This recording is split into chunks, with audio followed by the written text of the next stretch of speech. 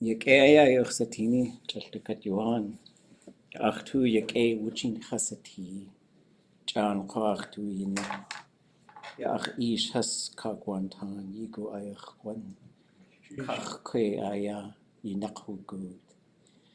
Hu Owe Wasaku, Wash Łukahaa Adi de Chanchsati, Akawi, Ach in Kastin Joe Dutu Ke, Ka Wuchin.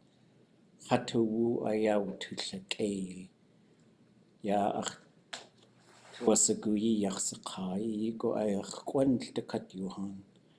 Wan kanin siya hanakhuguti aya ya Yanwaa Tláa Jan ko tsuyejikach tu ne Wooch in. Aadé away Wooch tutzachaniya. Gwall Tuni kutin aya at ya ana at ya hakani yan idataya yan tunak takat yikani yan ya takatuhana dusla tlukach adihasati ikachanets nu yidaye tia idat ye awe adat yutachwatank kach kwéi ka Yanwaa Tláa yuduasak ka hanakhugut tiyatke Hayatki du outlet to a data hakusti ka owe ha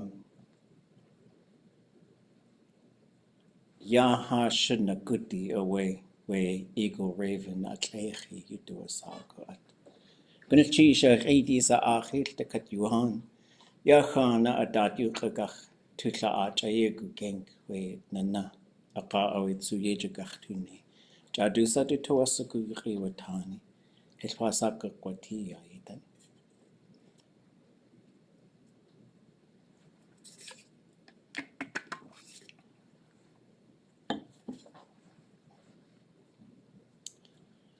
Okay.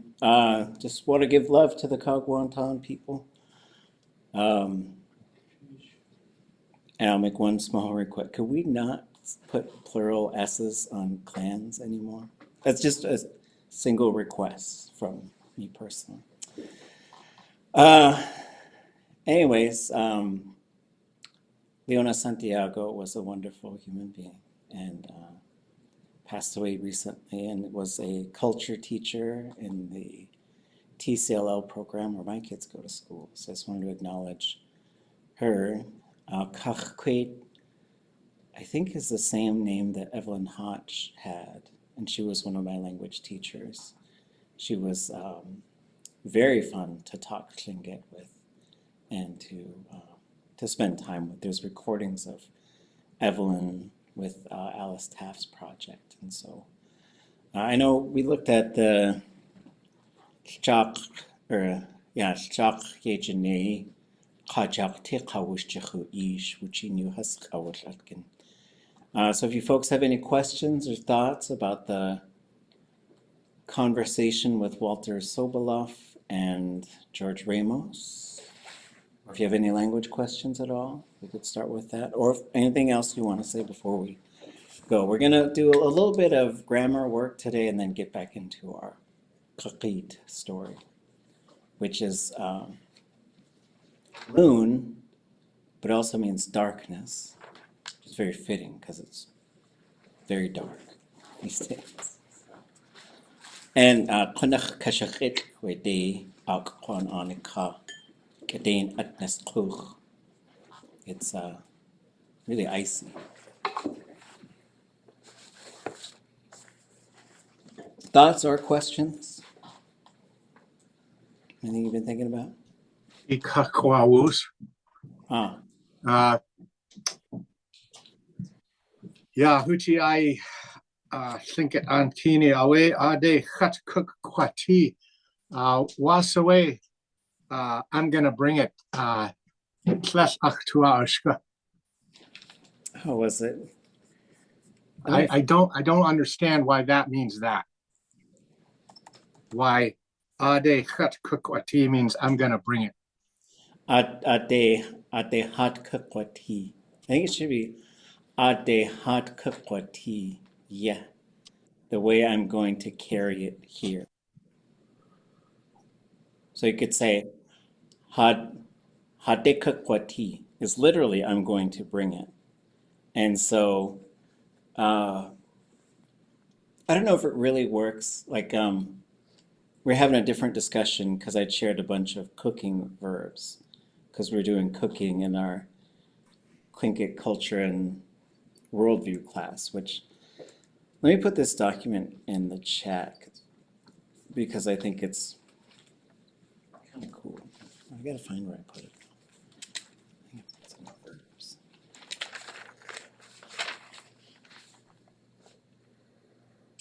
I think I call it cooking with verbs.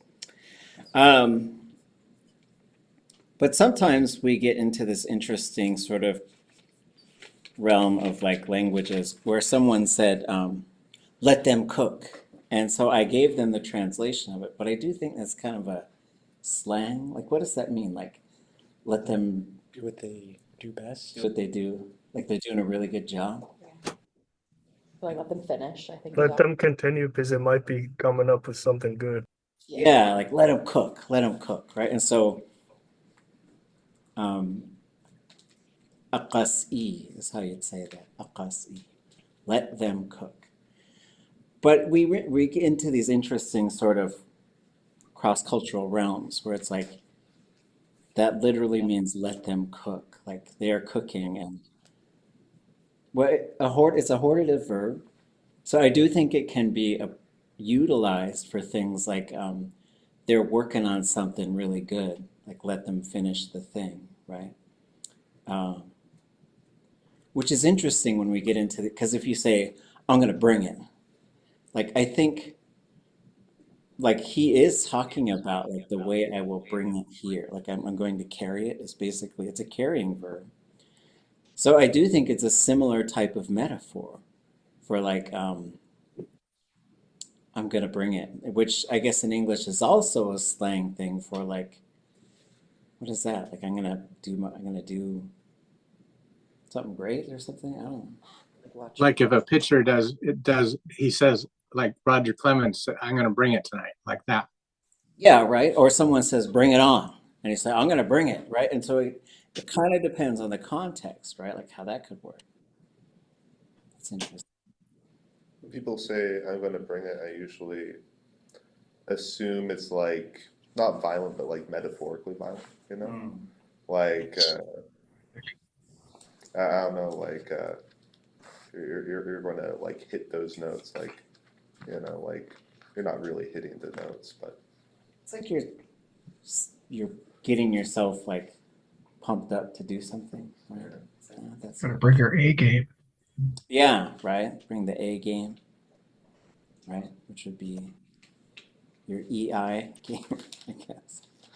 But then we get into these like interesting realm because when we want to use a language, we want to be able to do all kinds of stuff with that language, and that does include the way things have been done since time immemorial, and also doing things in a different way. So I got a friend who he teaches Lakota, and I think his name is Alex Redcorn, and he was posted a video, I think, of a basketball game, and he was doing the commentary in Lakota, which I think would be a really fun exercise because I watched a basketball game and I was just laughing at the way the announcer was sort of talking because he was like, some guy gets the ball and he like just dunks on everybody. And the guy yells, "Oh, get out the way!" Right? And so it was kind of fun and funny. Like I rewound it and I watched it again. And then the other team came down and shot and missed. They shot an air ball. And he said, "Someone left the door open." And I didn't really know. I hadn't heard that one before. And I was like, I don't know what that means. I guess, I don't know. Like the ball went out the door or something. So I was I maybe overthink these things. And then the other guy came down and he hit the game-winning shot at the buzzer. And the guy says, "Oh, he's cold-blooded." And it was just so funny. It was so funny to me the way he was doing that game. But I feel like there's a future where a gold medal or a broadcast of like some sort of WNBA game or an NHL game or whatever, if that's what people watch, like someone can do the live commentary. Like that would be so fun, so much fun to get to that point where we're doing things like that. But what would you say, would have to probably come up with some things, and some things could be, you know, do eat shtekau, they dominated them, which is that comes from, it's a classic Tlingit phrase. But then there are also going to be new things that we'll probably come up with as well, which would be, I guess when you block someone's shot, you say like, get that out of here, you know. And so, anyways, food for thought.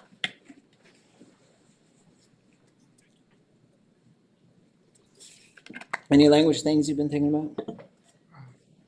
Dark Winds, Quasatine, Netflix, Ah, Diné, Tlingit, Yaxeti. ah, They speak a lot of Diné in that. It sounds very similar. yeah, I watched the first episode last night. That's really cool. Yeah. I think it'd say Ḥuaxatin if I was watching it, like a TV show. Ḥuaxatin, I saw it. Ḥatin, I can see it. But yeah, they spoke, and they have some characters who like only speak in Dene, which they have there, right? And so they have monolingual Dene people there. One time I went to Navajo country with a friend, and there was a market, and there's all kinds of stuff. You could buy parts for your car, you could buy bootleg DVDs, you could buy a piece of barbecued ʼatudli with a roasted hatch chili pepper on a piece of fry bread. And then there was this table with this elderly lady selling medicines. And I was trying to ask her what stuff, and she couldn't speak English, right? Which was rad. That was so cool. And so I was just pointing at stuff. I was like, okay, I'll get that, that, and that. And then I just talked to other people later and figured out what they were and what they were for. But yeah, that was it was kind of a scary series, but it was really cool to see like how much language was used in it, and that everyone uses like this Navajo greeting to kind of talk to each other, which is, and this also takes place in 1971. So then they could say, I don't know if everybody speaks as much as they did then, but I know they still have monolingual speakers. So. Okay, we're gonna cheese. Anything else?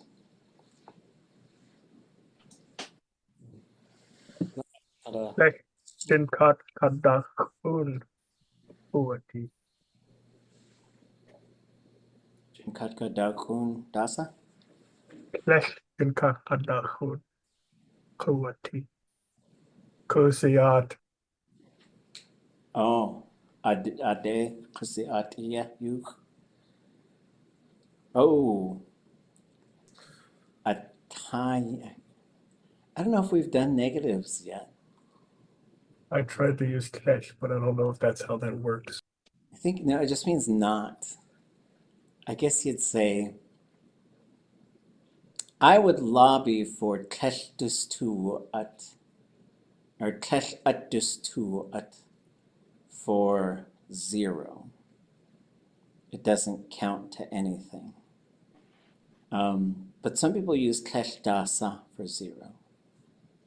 But I was having a conversation with the speaker, and I said, well, my understanding is 0 is not nothing. But I'd have to have conversations with math people. But then to say like below and to have a negative number, I guess you could say, well, on ʼatudli.átk, I think would be a good name for a number. Then I think tlech on ʼatudli.átk, but that's getting too long. That's my problem, is sometimes things get too long. But how would you come up with a translation for zero? Zero was a relatively recently invented word, so I wonder if they literally just made up a word for zero, or if it comes from something else etymologically. The concept is nothing, It's nothing. Empty. Well, empty. and when we're looking at it from a language perspective, it's not like, it's just another arbitrary number. I mean, it's not like there's no temperature at zero, because clearly there is. Right. Tudashée. Kashdasa. Nothing. Wooch. Hooch. It's all gone. Use similar etymology to like how we form our numbers like on hands, right? Right. Without, could you say like without a hand? Well, then you Jinqut, I guess you could say. What's to do with Sal Cole? Woosh. Wooch? Sounds like we need to find a speaker. Yeah, well, we need a speaker and a mathematician. Because I think when you get into really high math, like they get very theoretical about numbers and stuff too. Right? Yeah, when you start talking about things like zero becomes something that you also can call this thing called the additive identity. And it depends on like what sets of numbers you're talking about, what zero means. Like it's yeah, anyway. Yeah, it sounds like a Noea job to me. But I mean, also, it doesn't have to be this big thing. I mean, what is it, fourth grade, where we start talking about negative numbers, something like that? Yeah, I mean, you could say atai, I guess. It goes below it. That makes sense. You can have a shortcut. Well, Right? what or less than. But I guess a pin is less than.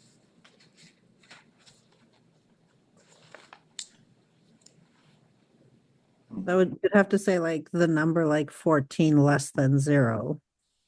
Well, yeah, it had to say zero. Yeah. But if you said, I have 3 fewer dollars than they do. Okay, we got to do a math workshop, I think.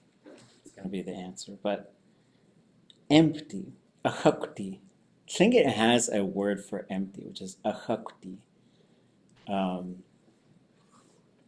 which is interesting because it's not a verb. Adi. You just say ahukti. It's interesting though because zero is not really empty. It actually it like absorbs things. It has this quality of absorbing things, right? Anything multiplied by zero becomes zero. Right. But yeah, it's the quote I put in the chat. It's from the etymology section in the Wikipedia for zero, which is very fun reading. But it's like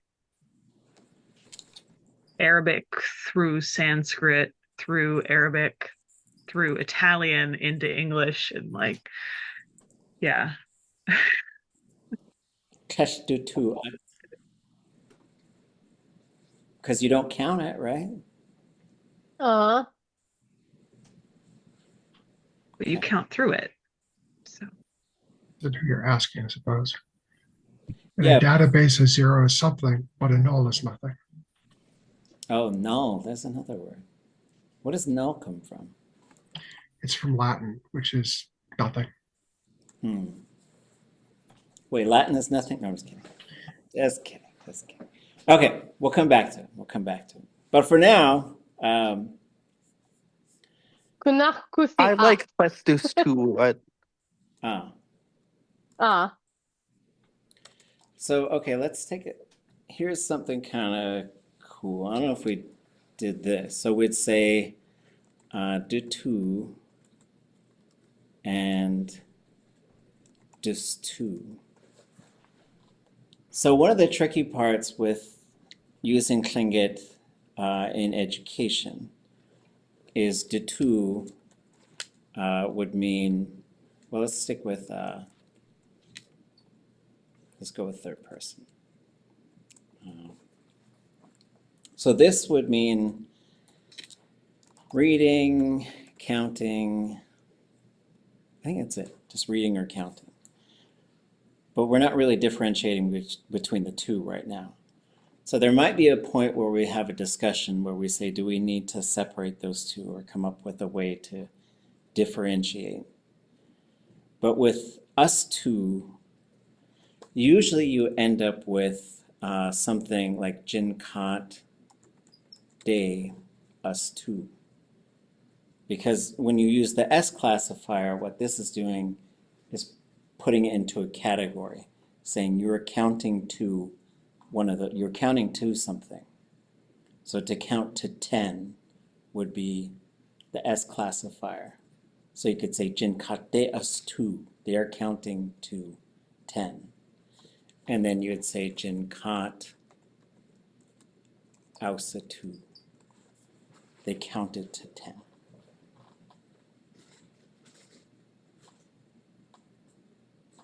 So I think on at dus to at thing people count to things. It's kind of a long name. That's what I would propose for number. And then clash to at be thing not counted for 0. So Maybe. then with that, wouldn't that could also be, like a forbidden book, couldn't it? Oh, yes, like a banned book, maybe. So I feel like at some point we do need to have our scholars and elders separate out those two because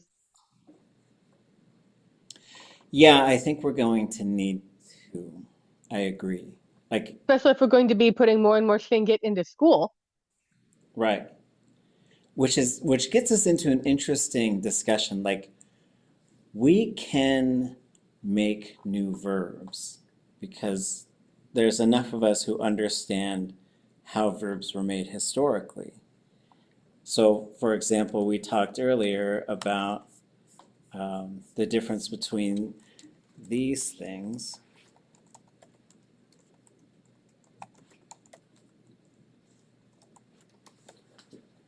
and how would we translate. Oh, and then we have to have cash, which will get us back into our school. First one is I can see it. Like I am seeing it. Yes, I am seeing it. And it's usually a general thing. Like I see a dog or a duck or a car. What about chosatin? I'm watching it or watched it. It's not watching it. I saw the general thing, Well, I saw the the thing. I see it, and it's a specific thing. I saw your dog. I saw the same duck as yesterday. Whatever. Chashatin. I watched it or I'm watching it. Ah.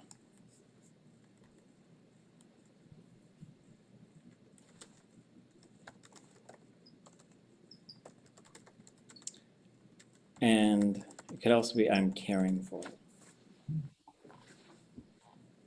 Keshkochatin. Oh wait, I did this wrong. Keshkochatin. I think. I'll have to look at that.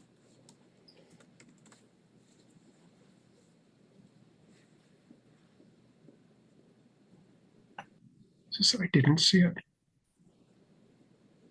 I didn't Didn't see anything. buddy? Oh, That's right. I cannot see.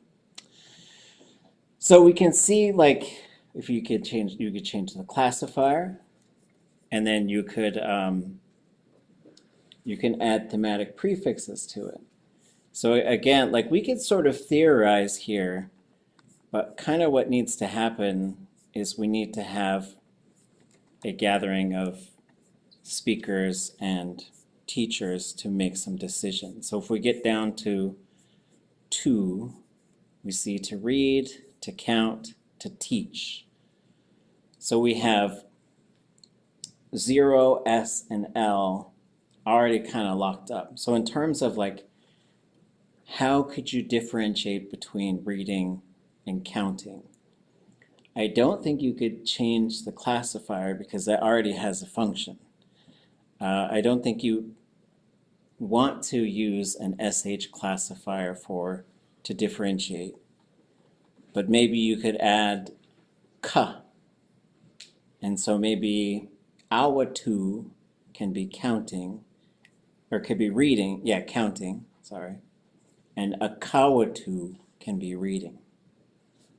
But this is interesting. Like I wonder about adding maybe like a thematic for like fingers for counting, you know.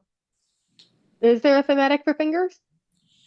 Yeah, but usually it involves like, because it could. So you could say ekawatu is how you would do that. There's one for, I think they have it under nosh here. So you said makawa too. So that'd be like reading the surface of something. So you'd be reading a book or a paper. Because it's on it. And so that's would be probably my suggestion would be keep this one for counting because you've got 2 and situ, and then switch it to akawatu for reading. But like that's a big thing, I think. Making new verbs, how fun. But if we look at nosh, we can see one with I think it's here. It has a finger built into it. Ekshakautlenash. They went like this. Dikembe matumbo. Duyade ekshakautlenash. But that's shakautlenash. But then when I asked the speaker about this verb, they used ekshakautlayen. So nosh, they said nosh is more like shaking your head like this. And then yin is to wave, or for I think a tail to wag.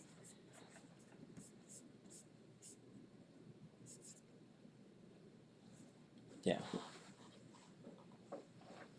Or to twirl something above your head, apparently. So anyways, stuff to think about. Okay. So we had kind of talked about this stuff a little bit.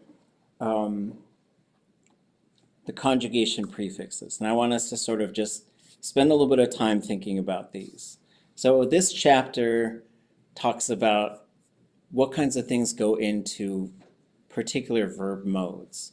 So here you see imperfective, perfective, future. And then showing what happens in this space right before the subject marker. So that's where you're going to get y for the perfective, ga, qa for the future. And then it shows what those look like when you say cha, hua, ḳukahaa, I, iye or ye, and guqi, awa, aqqa.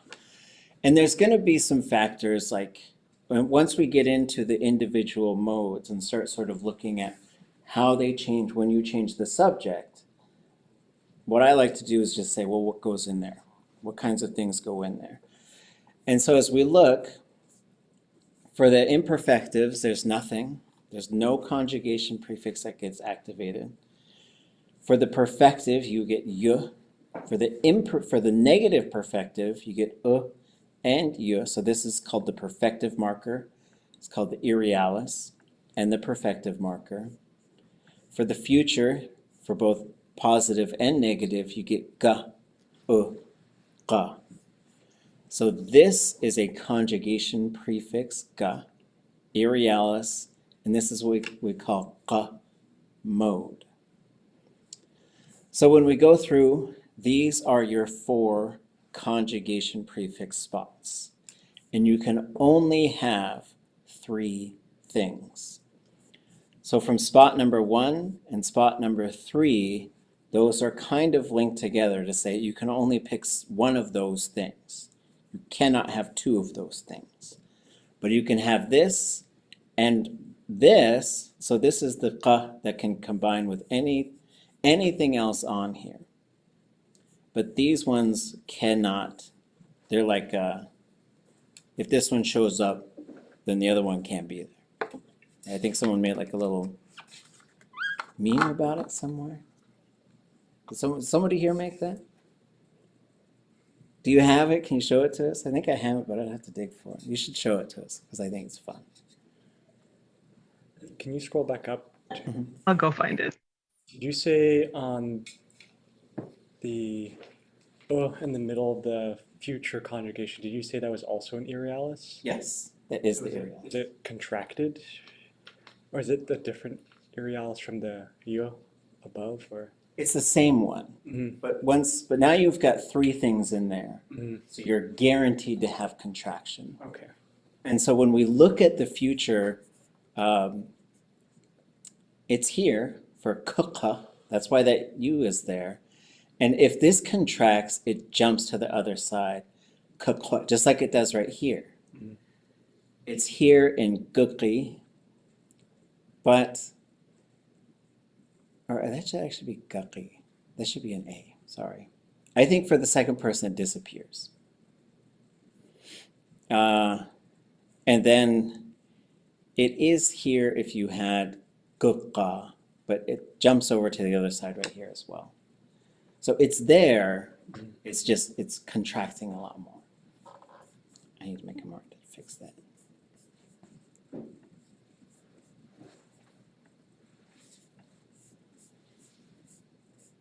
Is our meme queued up? Okay, no worries. Okay, I'll put it in the chat. I'll find it. But Okay, my okay. computer's not cooperating. it's okay. It's a fun one. Okay, so just thinking of this, like, here's our verb for sleeping. So you have a subject, a 0 classifier, ta. Eventually we'll get to this little h, which means you have a fading verb stem. And then you have the little number 1, which means there's another ta, which means something different. Okay, so each of those symbols has a purpose. We're not really worried about stem variation right now. We're going to get there. Our focus right now is on just conjugating and dealing with the prefix. So when we look at this, these are all the different ways this verb could change.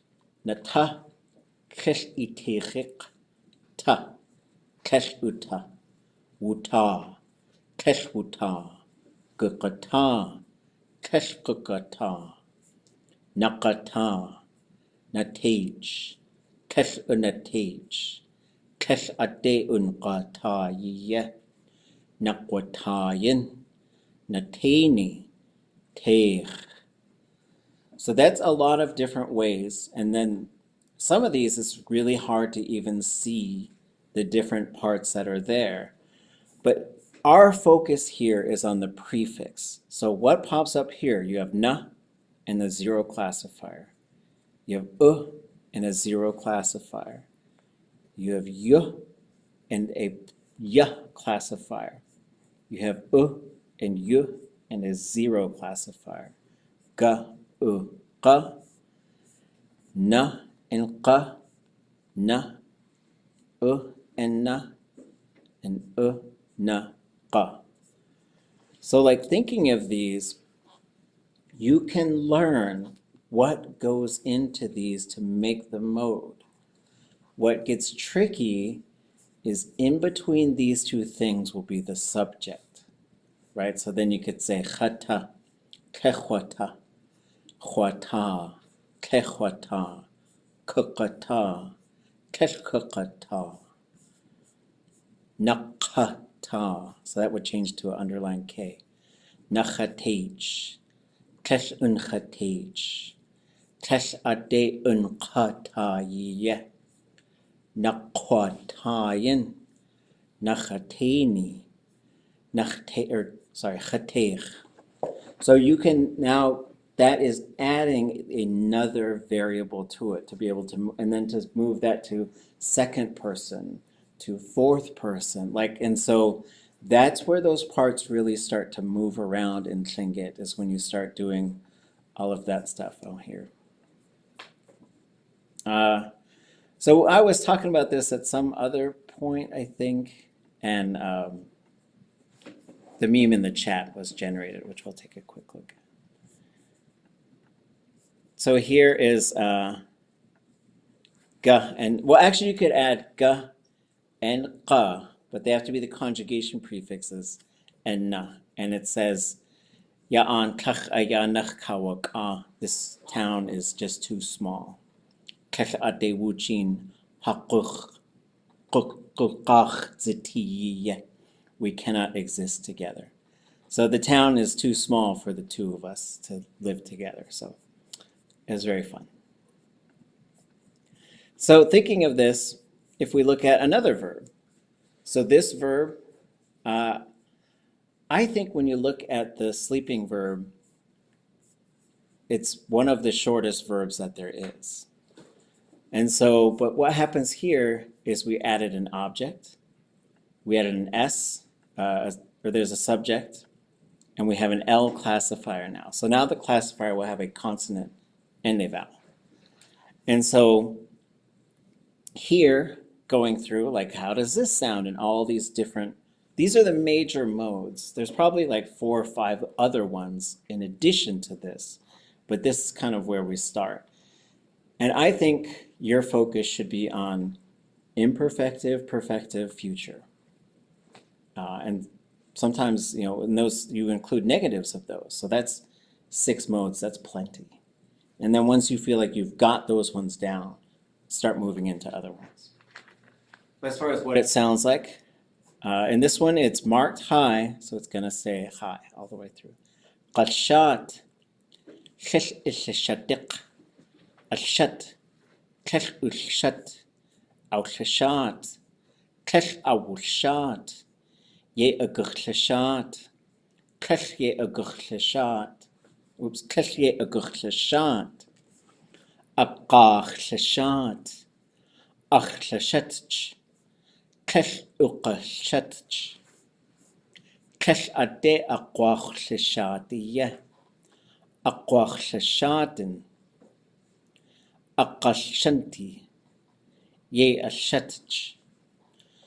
So that's a lot, right? But as we go through on this left side, we have, and this is where it gets a little tricky.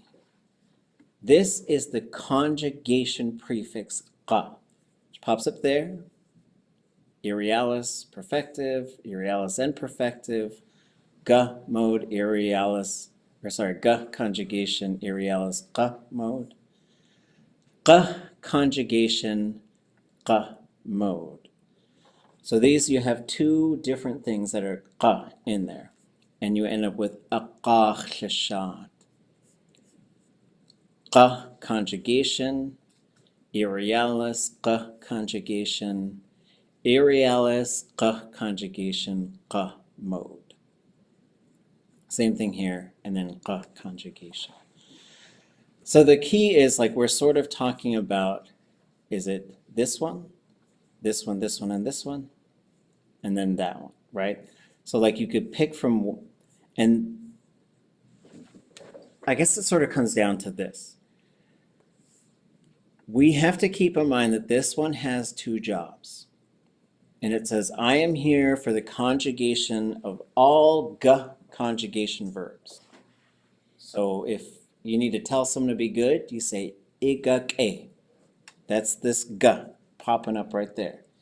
You say gakh. They are always good. That's this ga right there. But it says, I am also in every single future verb. It doesn't matter what the conjugation prefix is. Doesn't matter what the conjugation type is. It's a na, 0, ga, doesn't matter. Ga, qa is the future every time. But that is its only other job. Na works the same way. Na says, I am here for all na conjugation verbs. Nata, ye inati, ye na teach, those types of things. I am also here for every single progressive mode. Ya nagut, ya anas queen, ke nakain, any of those. Those are the only two that have two jobs. The other ones, this one, only pops up for the conjugation prefix. Any questions about any of that stuff?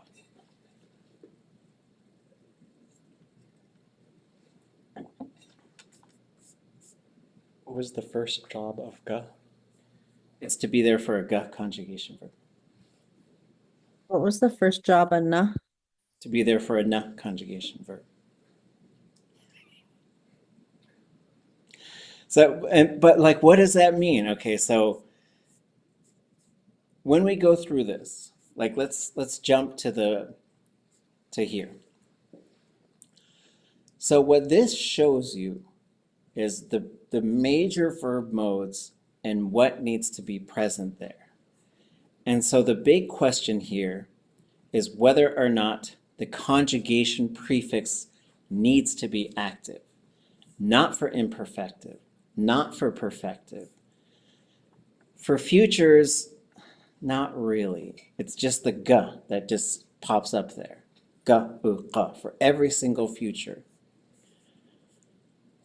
But when we get into the command form, the conjugation prefix now gets activated. So this means, is it a zero verb? Like eat it, cha. Go to sleep, nata. Stand up, gidahan. Sit down, qanu. That is specific to the verb now. And that is also the case when we get into the habituals, right? So you'd say uchaich. They always eat it, right? Every time I get dry fish, my children eat it, right? And so you could say chakakoe achjituti, atchishi, achgetki, has uchaich. Every time I'm given dry fish, my children eat it. And good for them. They should. It's yummy. But so when you want to use a habitual verb, happens all the time, you must have the conjugation prefix activated that's associated with that verb. So ye na teach, guk age, qanukch. They always sit.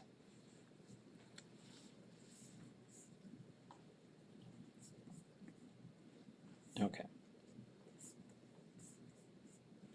So when we look at these, like this chart is designed to show you how to put them together, not thinking about the stem variation. But if you want to use a hortative verb, you're going to have na and qa. And so if you look at it, going back to let them cook, aqas'i, because that has to be there.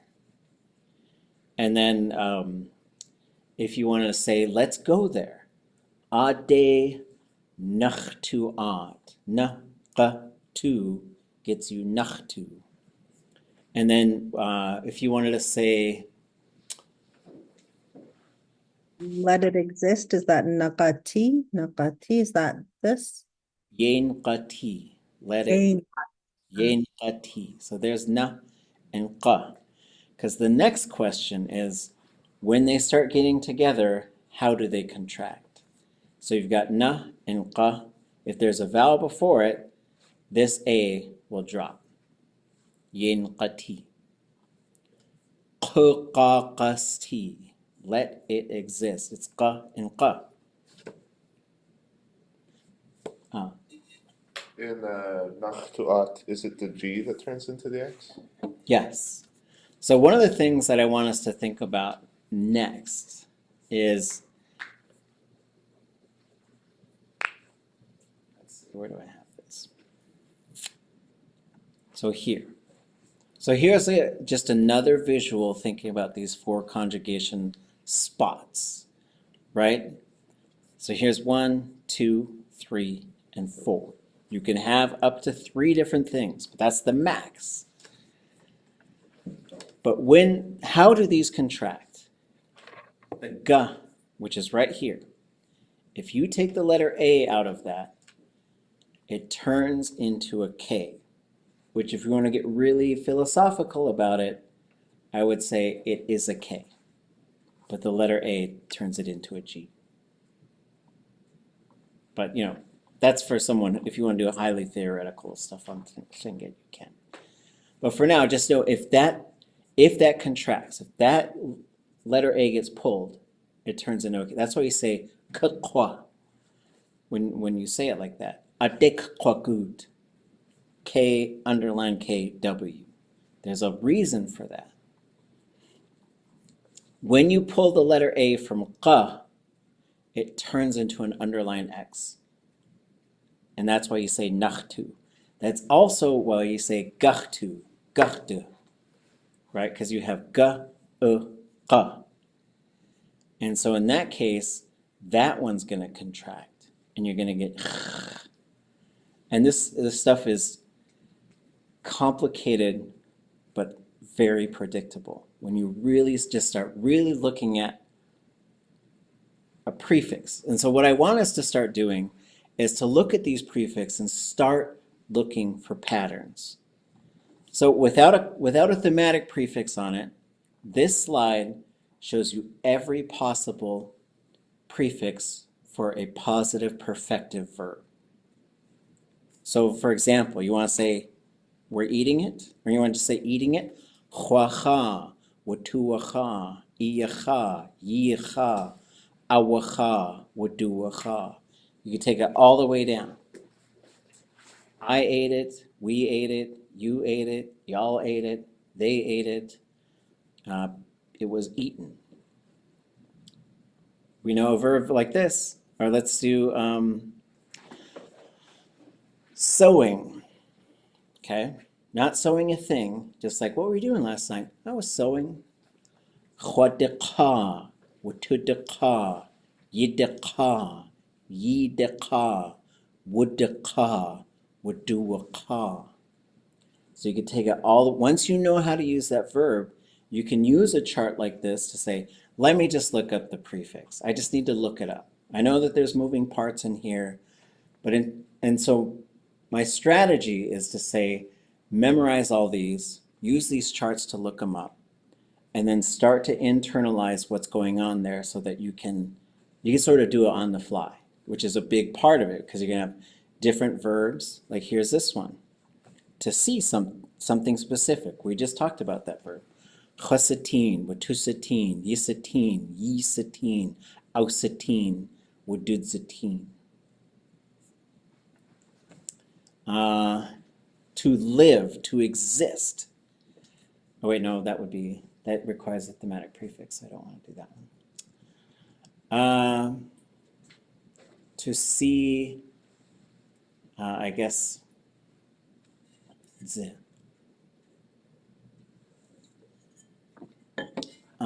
to count. How about that? Just to count to something. Or just generally to be counting. Chwadzetu, watudzetu, yidzetu, yidzetu, woodzetu, wadudzetu. Let's see. We did teen. To improve something. Chwashake, watushake, yishake, yishake, aushake, wadudlake. So, but these are extremely predictable, right? Because we could go back to this one to see something. Chasatin, watusatin, yisatin, yisatin, ausatin, wadudzatin. What about to know something? Chasaku, watusaku, yisaku, yisaku, ausaku, wadudzaku. So for me, what gets really interesting with this is you have these ones, which is one pattern. All the other ones have a pattern with one single change. Because if you look at this, D, S, D, Z, I, well, I guess D, S, D, Z, L, D, L, S, H, J. But if you look on the other side of those consonants, everything's the same. Watude, watuse, watudze, watutle, watutle, watushe, watuje. So yes, you can learn how, you can memorize all of this stuff. Because when you get like a certain pattern, you could train your brain to say, I just need to change the classifier. And that's the only thing that changes for 0 and everything else. That's a lot. I know that's a lot. Questions?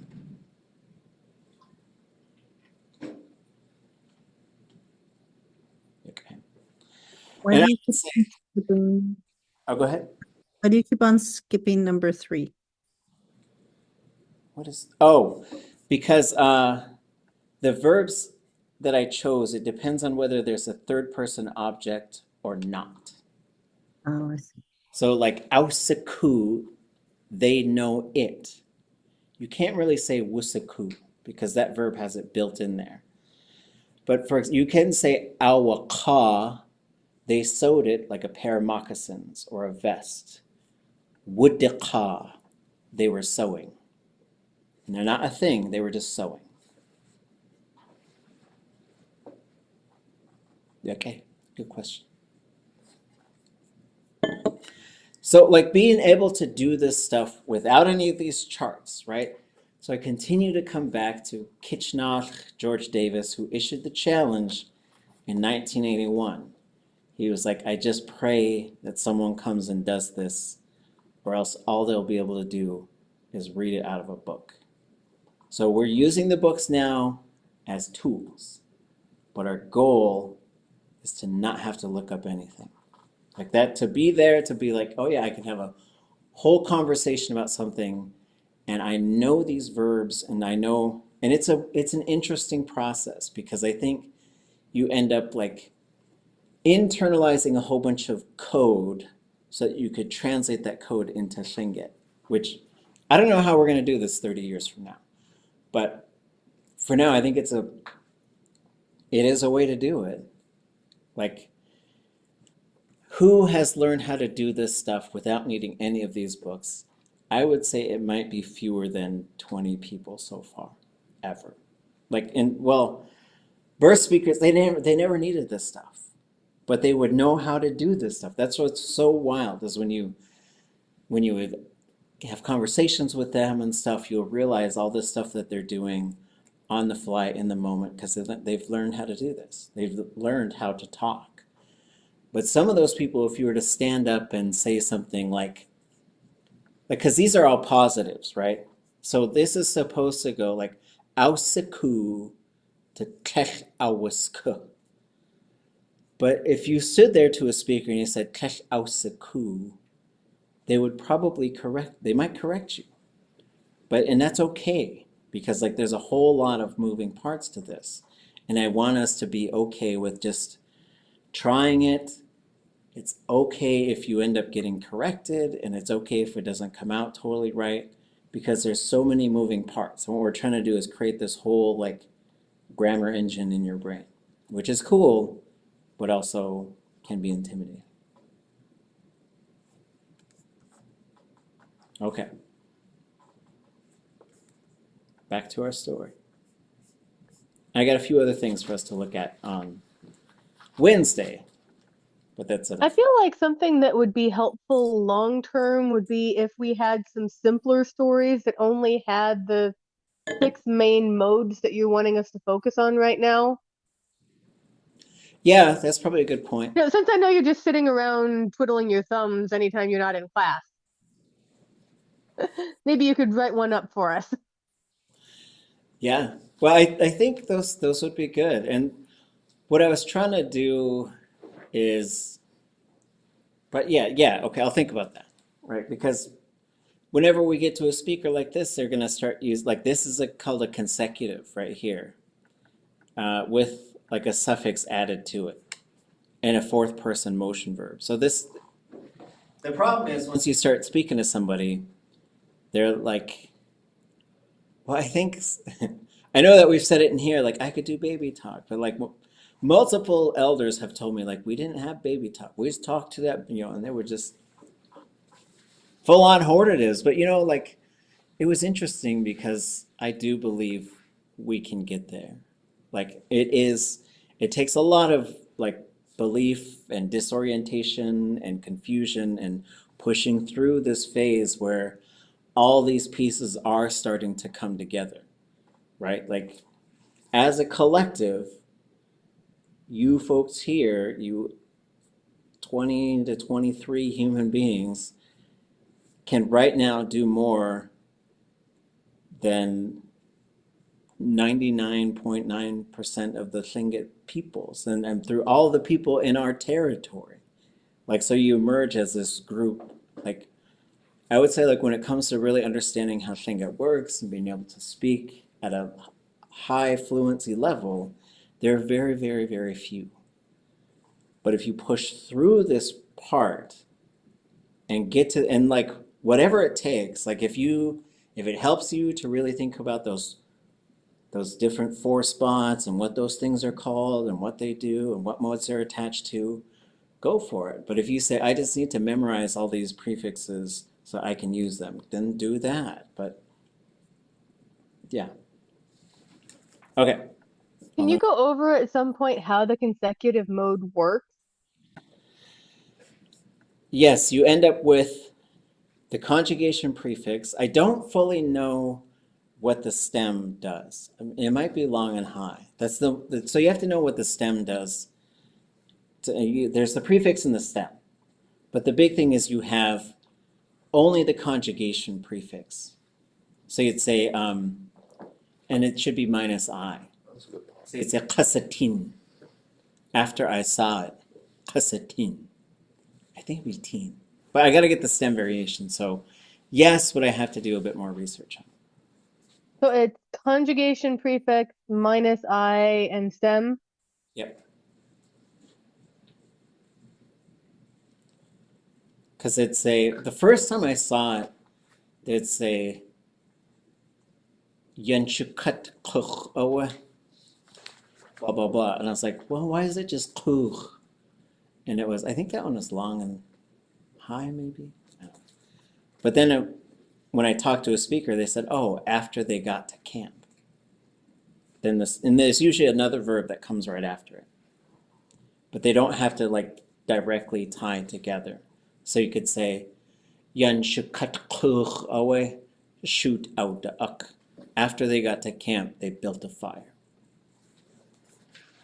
So then the verb that's built like we were just talking about, the conjugation prefix minus I, that's the thing that happens first, and then the other thing happens after it. Yep. So you could say, Hat gekut awe, ʼatudli.átk. After I got there, I saw my sister. Okay, let's get back to our story. It's Chish. Kushemaseku, yont. Kushemaseku, yont.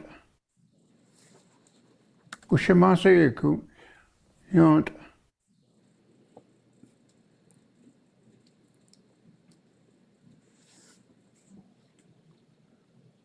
5 words.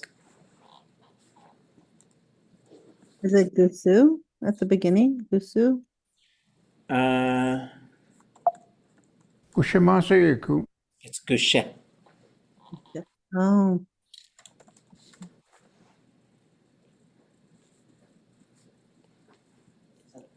Masa. Similar to coucher? I think it's related to it, but this is a dialect thing. So when you go inland, gushe means I don't know. hmm. It can be used just like kehwasaku.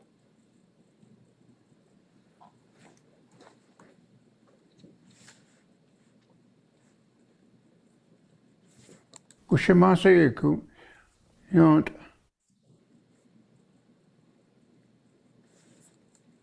Check the chat.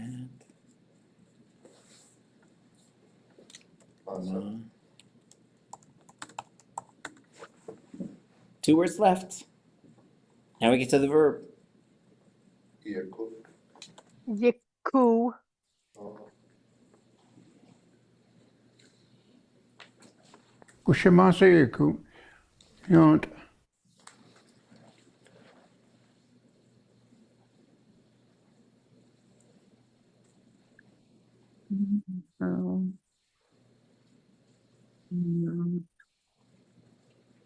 If you said masa yekuyat or wasa yekuyat,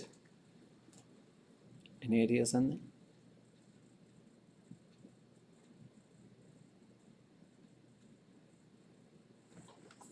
Like, well, because like kushyat is like playing or right. Kushyat. So that's one. That one cannot go long. Oh, okay. So it's a totally different. Yeah. So here we've got yacht, and there's a pinch T at the end. But we can go to. I feel like it would be super helpful for me if we had like the same phrases that were marked for us, because I had that split up into 2 phrases. So I had, Yaku, because the yacht was so far apart. Right.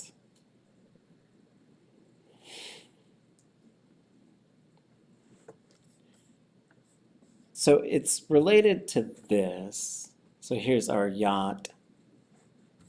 And so if we come back, and this is one of the tricky parts of doing this work too, is if you asked him to say it 10 times, he would go, maybe after the first time, like there's a bit of a pause here in between ku and yacht. If you were to, like, and who knows why, like when people are, even if you just record yourself speaking English and then you were to write it down exactly as you said it, you would probably find all kinds of times where you're like, oh, well, I wouldn't say it like that if you asked me to say it again, right? And so, gushe masa yekuyat. I don't know for how long. Ushimase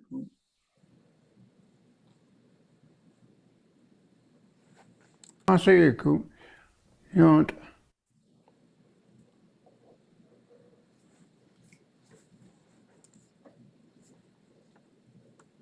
Yahin.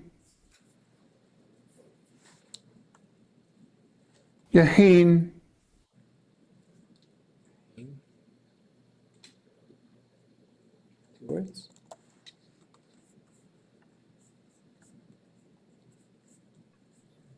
This water.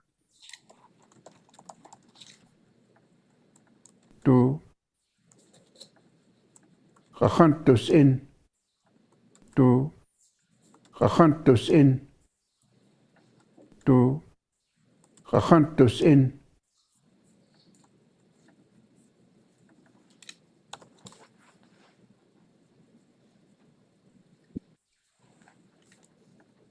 Ṟaxantus in.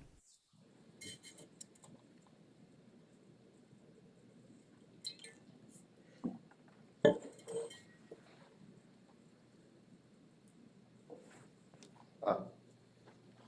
Ṟaxantus in.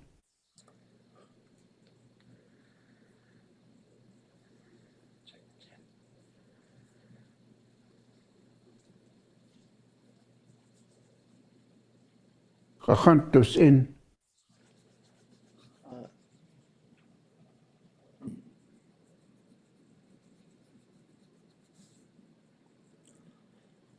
There's like a little extra thing on here. If it was this,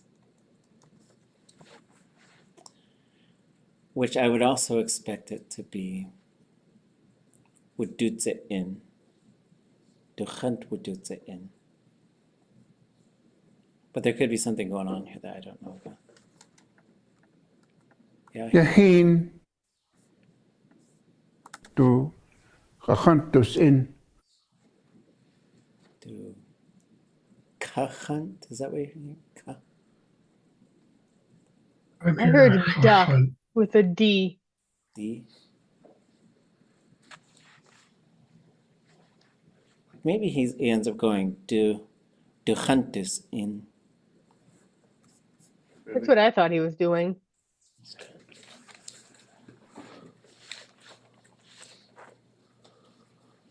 Dus in is people, it could be after people carried it, but it was the water that was brought to him, is what's being talked about here. Kushimasa adanages. Kushimasa adanages. Touché.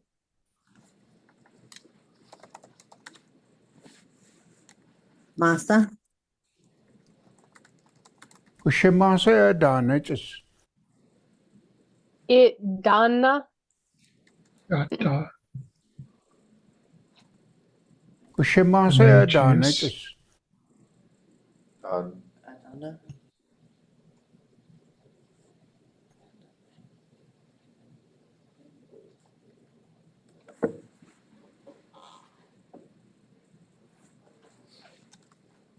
Is it Gouche or is it Couche?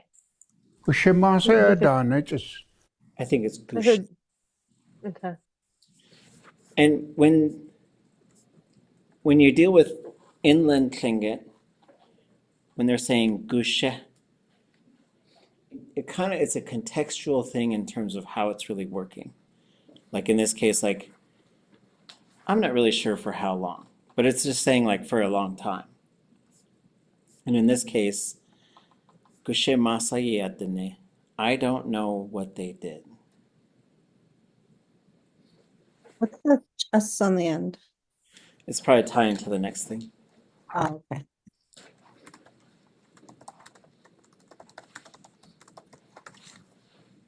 Kushimasa adanages. Yakakawakich. Kushimasa adanages. Yakakawakich. Yakakawakich. 2 words, 1. Yakakawakich.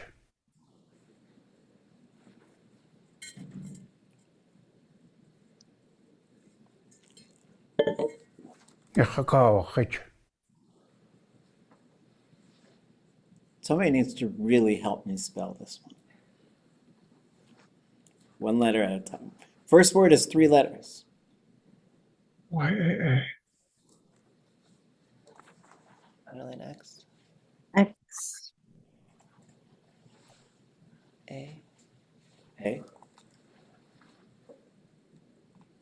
Yakakawakich. K. U. KU. Okay. A. 1 Two letter A's. with 2 characters. Yakakawa. Yakakawakich. W. A. H. Yakakawakich. Underline X? Underline X. H. 2 letters left. I don't I. 1 letter left. 2 characters. CH? CH. Okay. Do we know what this translates to? You spelled it?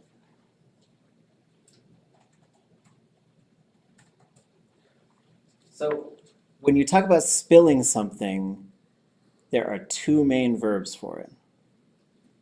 And we're going to get the second one, I think, right after this. And one is it spilled, and the other is someone spilled it. So very important to know the difference between the 2, because one of them is going to be an accusation. What happened? You come into a room and the kids say, it spilled. But this is the one with a subject. Okay. De kut Conjugation. Why? De kut Conjugation. Lvakat,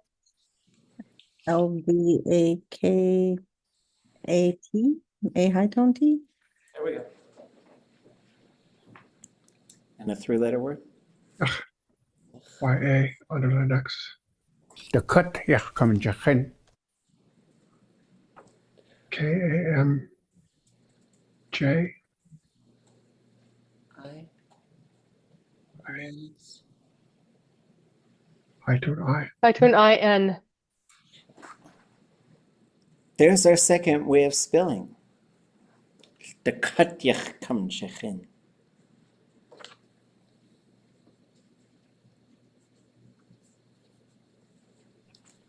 So they ate up everything.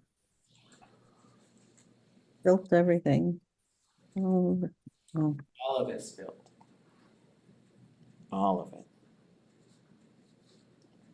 it. Okay. Kushimasa Kokoti. Kushimasa Kokoti. Kushamasa? We said that what? Kushimasa Kokoti. I think I hear a ga in there. Gukati. I heard gachgati.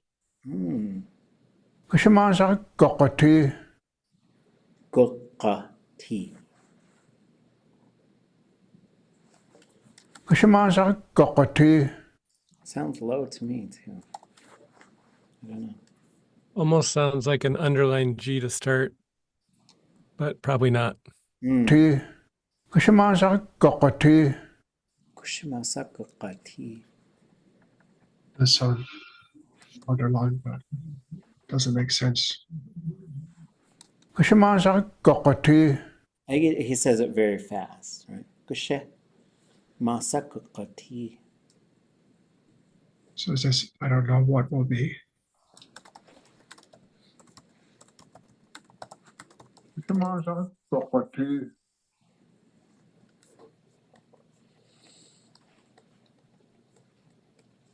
Amsiku Ayach. Amsiku Ayach. Unasi. Amsiku.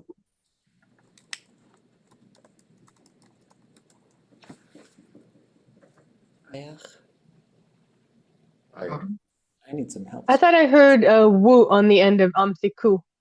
Amsiku Ayach. Amsiku Ayach. Amsiku Ayach. I think it's this. But it does sound very much like amsaku. But I think it's amsaku we. Amsiku Ayach. Now these last two words I need help spelling. High tone A. Y, high tone A. Another A. The first word is one letter with two characters. Double A. Oh. Amsiku Ayach. Ayach. Ayach. So YA underline X. Ayach. As opposed to ayach. Or ayach. Ayach. We gotta get this part. Unasi. Unasi.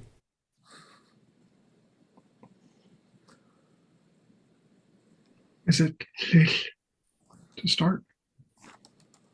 Unasi. It might be just the L. But it is a variation of tet. Unlich.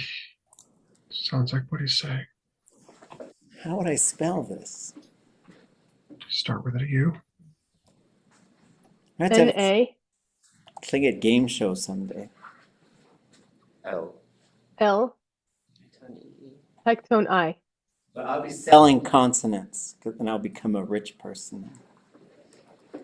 Okay, so tesh unashe, which I do think he says unashe, unashe. And it might even be this, unashe, which would be a dialect thing as well. But I'm going to leave in parentheses here, tesh unashe. This is an incredibly useful thing. And I think we got to go into the dictionary for this one, and then we'll wrap up for the day. Which is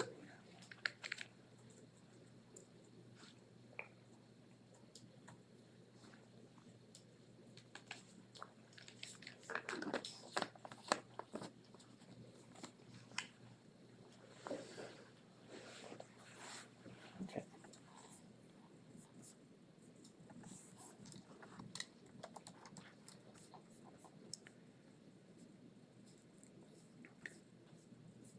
And I want. Hold on.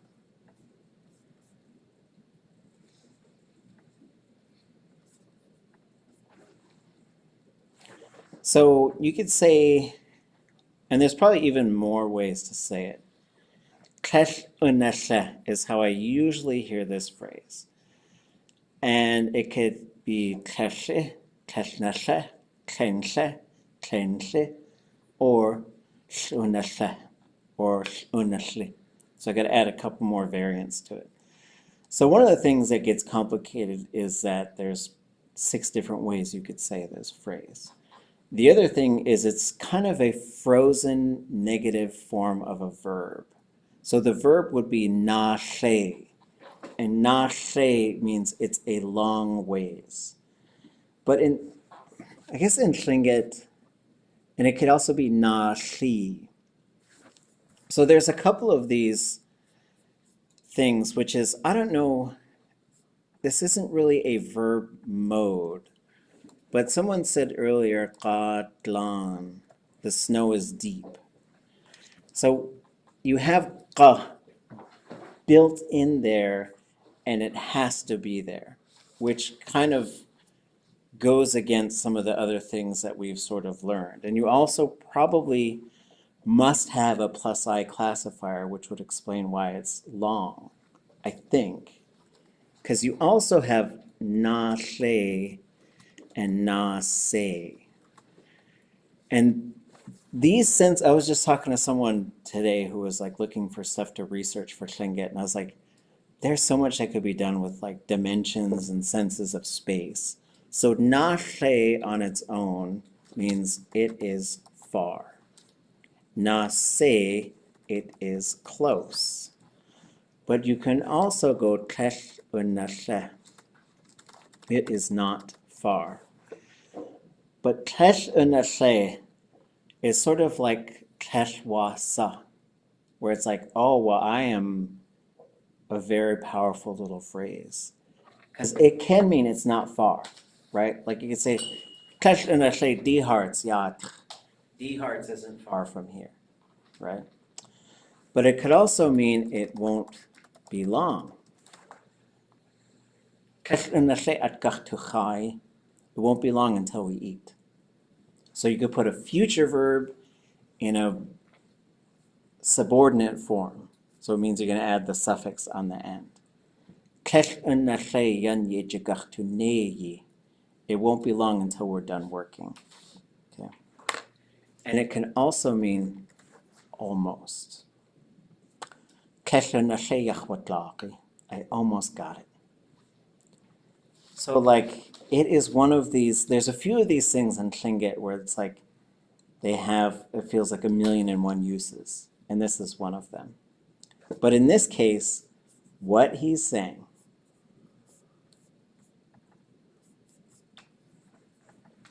he knew the lake shore was not far.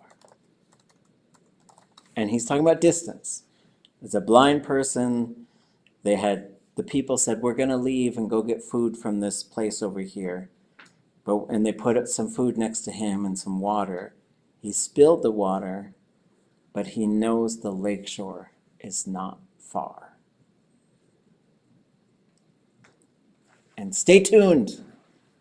Naskiki khana gachtu sakuwa sa'atka kwéi ʼatudli.átk. We'll know what happens next on Wednesday. Stick to it. Like I guarantee if you can make it through these difficult parts, you will speak Tlingit. Like it's a lifelong journey.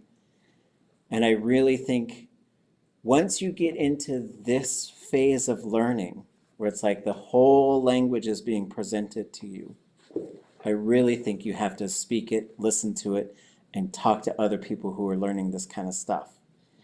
Because this is where you break through into this whole other reality, which is, I can speak Tlingit now. I can speak it. Which, you know, I give lots of people encouragement at all times to keep going and to consider yourself a speaker, but to like say, I'm on the path to be able to do what this person does. Because Anahash, there's like 3 or 4 people left on this entire earth who could do the stuff that he does. And that's not enough. That means we have to become the ones who do that. And that means we're going to have to push into these realms, and we're going to have to take ourselves farther than most people have ever gone. But it's not the place where no one's been before. It's the place where our ancestors are. And I think if you walk around and you just keep speaking this language and you keep thinking about it and you keep listening to it, it does begin to click. But you also have to be engaged with other people who are doing this so that you could say, how do you do the consecutive again? And they'll say, oh yeah, I think it's this. Because like most people, they're not going to know. And that's okay. That's okay that not everybody knows this stuff. But we will reach a reality where there'll be maybe 1,000 of us that do. And that would be incredible. Like, because then I think it would be easier because there'd be more language all around us. Yanwaa Tláa. Shisha. Sheesh. Yeah, quasi. Sheesh. Cheese. Jeez. I was just thinking of how you're talking about the Dene Yucatán. Oh. Now I've seen a couple TikToks now of Dene people trying to go up to random fast food restaurants in Arizona and order in Dene. Oh, really? It's surprisingly high success rate. We did that in Whitehorse and we got absolutely shut down by like a very nice Filipino lady who was like, just say it in English. That's all it was. That's all. Kwéi, I got one question. Ah, How do you say so close and yet so far? Do you say it like this? Kadain na se kwa. Kadain na tle sa. yes, I would switch the kadain to Ḳukahaa. Ḳukahaa na se aqo'a. Ḳukahaa na se. That sounds, oh, what do we say? I was laughing with someone and he said, we're talking about something. Oh, I said, well, I was talking about these things today because I was reading the Shotridge notes and he noted aadé na tle is it's deep, like to the bottom of a bucket or something, like some kind of container. And the person I was telling it to, they said, that's deep. I said, aadé na tle, bro.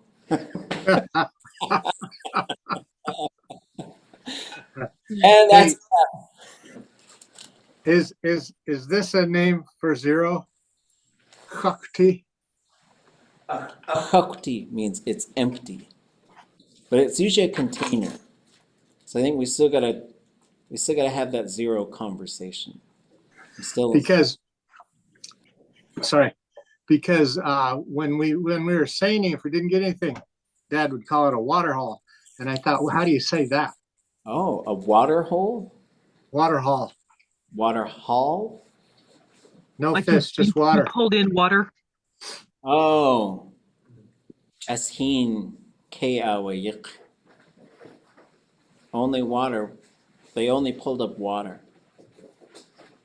So kwéi would be to pull something up. Kwéi. Tudashée.